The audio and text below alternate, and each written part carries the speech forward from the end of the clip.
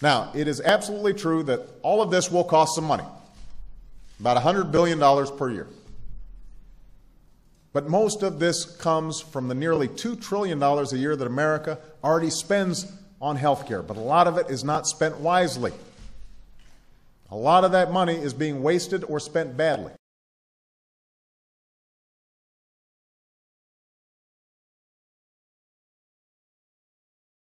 I will actually give you a speech made up entirely, almost at the spur of the moment, of what a candidate for president would say if that candidate did not care about becoming president.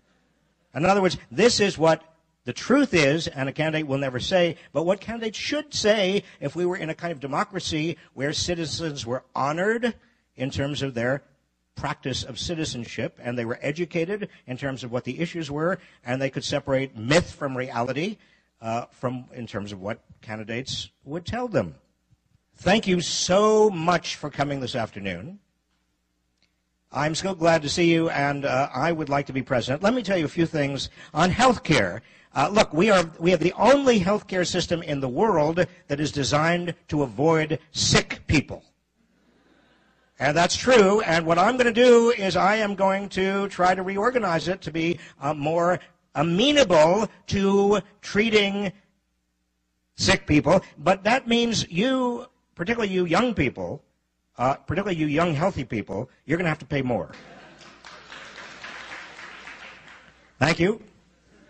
And by the way, we are going to have to, if you're very old, we're not going to give you all that technology and all those drugs for the last couple of years of your life to keep you maybe going for another couple of months. It's too expensive, so we're going to let you die.